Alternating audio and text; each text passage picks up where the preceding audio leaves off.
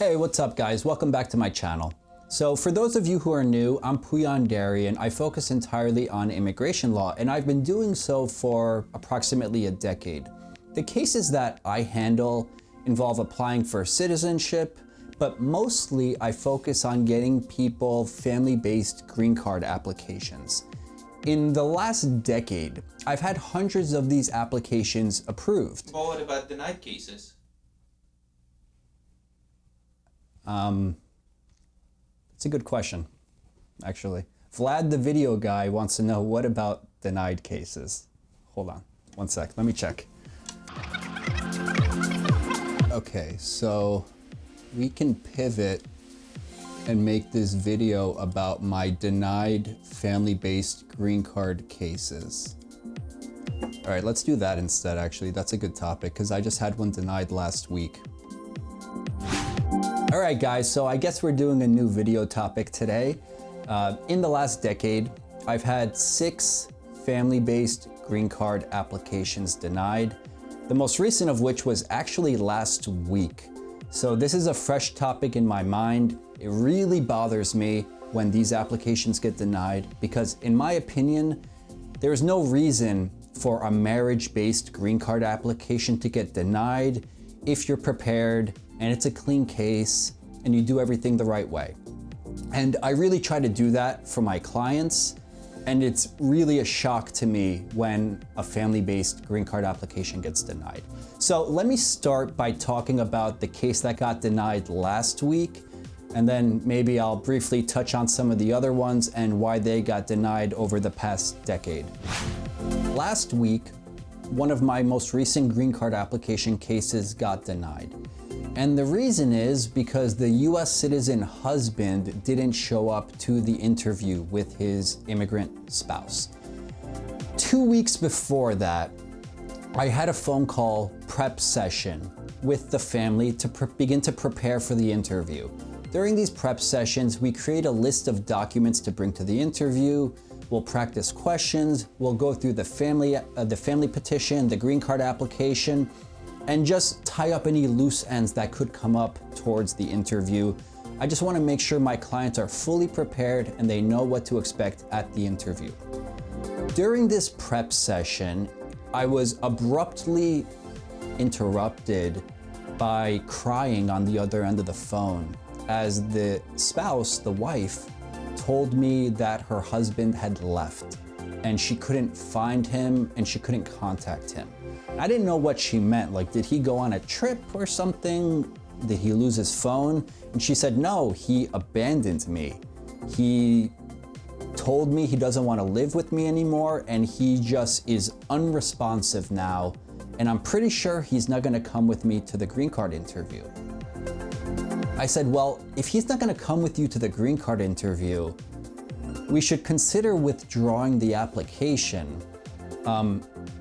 It's kind of a waste of time for you to go all the way to New York City for an interview that's going to get denied. If you don't show up, the outcome's going to be the same. It's going to get denied. What we should probably do is withdraw it just so it looks better in the future if you decide to reapply for permanent residence. Ultimately, she decided, no, there's an interview date scheduled. They're telling me to go. I want to go. I said, okay, fine. You want to go? As long as you understand it's going to get denied, you can go. So we ended up doing a prep session anyway, and I explained all the documents that she needs to bring with her. She thought that if she explained the situation to the immigration officer, it might have a slightly more favorable outcome, even though I explained to her many times that it's going to get denied. The outcome's going to be the same regardless, because the US citizen spouse wasn't going to show up to the interview. Anyway, to make a long story short, she went to the interview. The immigration officer told her, I have to deny this application because your US citizen spouse isn't here. And on that same day, he issued a green card denial decision and a family petition denial decision. The client calls me later that day. We speak about it. She was still very upset that it got denied, even though that was going to obviously be the outcome. And now we're just trying to create a strategy for the future. I just had an opportunity to review some of my old case files to see why those other applications got denied, because to be honest, I couldn't exactly remember. This is over the course of the last decade. So of the other 5 applications that got denied, 4 of them were for abandonment issues or not showing up to the interview. So of those, I specifically recall one of them just missed the interview entirely. Didn't offer an explanation, told me he would show up and just didn't show up. The spouses just completely missed the interview, got denied, and then we refiled, and then it got approved. 2 of the people had to leave the United States while the adjustment of status was pending, but before they received advance parole. And when they left, they abandoned the green card process. I discussed this in multiple videos. You can't ever leave while your green card is pending unless you were first granted advance parole.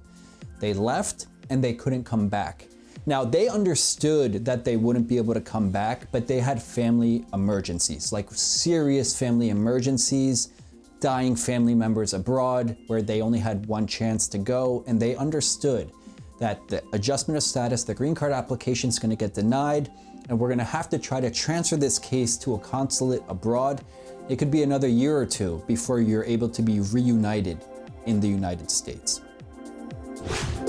One of my cases that got denied was because of fraud. So I was representing this husband and wife. The case was strong, the marriage was strong, the evidence was great. I thought the interview was going to be easy. And the interview was easy. The officer was friendly, the spouses felt comfortable, everything seemed like it went well. But then a month later, we get a decision in the mail. And when you get a notice from USCIS entitled decision, that often means denial, because otherwise it'll just say your application was approved. You won't get a decision really. This decision said that about 30 years ago, the immigrant spouse had tried to enter the US with a fake US passport. It was a fake US passport or a fake US visa in her foreign passport. I don't remember exactly which. I need to review the decision, but she had not told me about the fraud. And so we were not prepared to file a fraud waiver, and the case got denied. She thought that immigration had no record of it, and that if she just didn't tell anybody about it, including her US citizen spouse, that she would end up getting a green card 30 years later. One side note about this case that got denied because of fraud. If she had just told me that there might be something in her immigration history from 30 years ago, what I would have done is a Freedom of Information Act request to get a copy of her entire immigration file to see what comes up.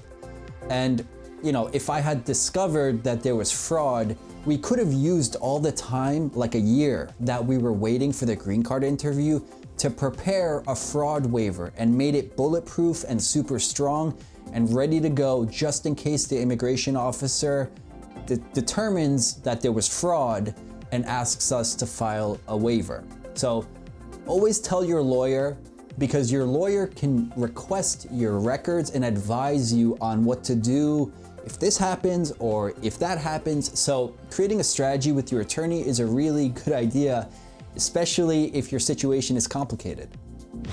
While this video took a bit of a detour, thank you, Vlad, the important thing from that last example I gave is to trust your attorney and tell them whatever happened to you in the past. You need to be completely upfront and truthful. Everything you tell your attorney is confidential. Your attorney, worst case scenario, your attorney might say, okay, we're not gonna lie on this application. If you lie, this is what could happen. If you tell the truth, this is what could happen. I'm not gonna lie for you. And then it's up to you. You wanna go work with another lawyer and choose what you wanna tell them? That's between you and that lawyer. If you need assistance with an immigration matter and you wanna work with an attorney who has experience specifically with immigration law, you can schedule a consultation with me directly. Use the link in the video description below. where you can find out all of our procedures for scheduling consultations. Just so you know, we have them available by video, telephone, or in person if you're local, and I do consultations nationwide, and I can represent clients nationwide throughout the United States. All right, guys, thank you for watching my video, even though it took a bit of a detour, and I'll see you guys next week for another one.